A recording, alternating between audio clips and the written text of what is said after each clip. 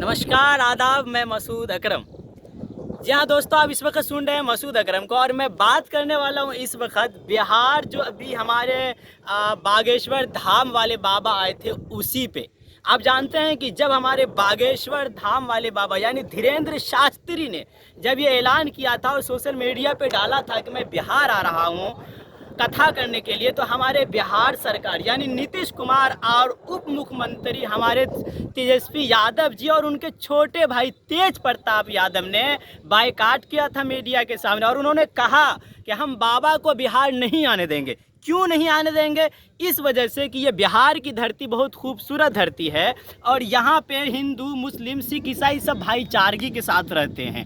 और जो बाबा जो हैं वो नफरती बयान देते हैं, हिंदू मुस्लिम सिख ईसाई के अंदर एक फूट पैदा करते हैं, दोनों को एक दूसरे से अलग करते हैं। इसलिए हमारे बिहार के उप मुख्यमंत्री नीतीश क्या बोलते हैं तेजस्वी यादव जी और उनके छोटे भाई तेज प्रताप यादव का कहना हुआ कि हम नहीं चाहते हैं कि हमारे बिहार के जनता के बीच एक फूट पैदा हो, क्योंकि हिंदुस्तान के अंदर जो बिहार की धरती है और बिहार की जो फ़िज़ा है इसके अंदर मोहब्बतों का रस घोला हुआ है। हम नहीं चाहते कि ये मोहब्बतों का रस में नफ़रत का रस घोला जाए, इसलिए उन्होंने बाबा का बायकाट किया था। जब बाबा उनकी बात को कट करते हुए और अपनी वादा के मुताबिक जब वो पटना पहुंच गए, तब मीडिया वाला फिर तेज प्रताप यादव से सवाल पूछता है कि आप बायकाट किए, इसके बावजूद भी धीरेन्द्र शास्त्री बिहार आ गए तो आप क्या करेंगे? तो तेज प्रताप यादव ने कहा कि जब वो बिहार आ गए हैं तो वो मेरी ताकत भी देखेगा। आइए, ये जो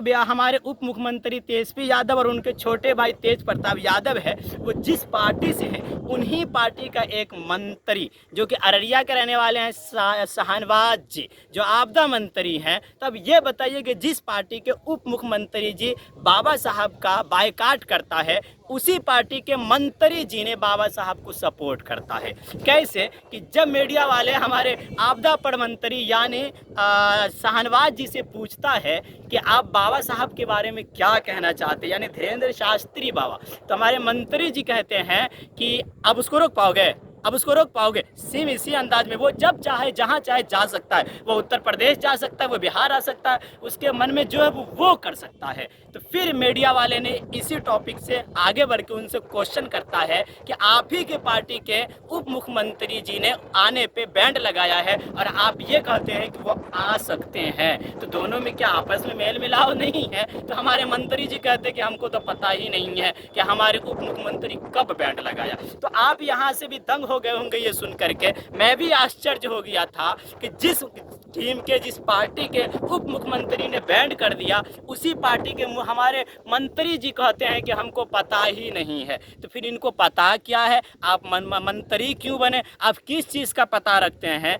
जो वीडियो पूरे दुनिया में वायरल है, जिनको बिहार ही नहीं बल्कि बिहार के बिहार से बाहर भी देश के सभी राज्य के अंदर जो वीडियो तहलका मचाया और सब जानता है कि उप मुख्यमंत्री ने बाबा साहब को बिहार जाने पे आरोप लगाया और उसी के बारे में आप कहते हैं कि हमको पता ही नहीं है। तो आप क्या पता रखता है? पैसा कीजिए, इस्तीफा दे करके हाथ में चूड़ी पहन करके बैठ जाइए। ये वही मंत्री साहब थे जिनको आरजेडी ने जब बायकाट कर दिया था और टिकट नहीं दिया था, तो एआईएम पार्टी ने यानी मजलिस इत्तेहादुल मुस्लिमीन ने अपने पार्टी से उसे टिकट दे करके जितवाया था और जीतने के बाद ने उन्होंने इत्तेहादुल मुस्लिमीन के गाड़ पे लात मार के फिर मंत्री बनने के चक्कर में उधर जाके सड़ गए और अभी बिल में घुसे हुए हैं, कोई खबर पता नहीं रखते। इसलिए मसूद कहता है मंत्री जी से कि आपसे कोई फायदा होने वाला नहीं है। आप ऐसा कीजिए कि आप जा करके इस्तीफा दे दीजिए और चूड़ी पहन के घर में बैठ जाइए।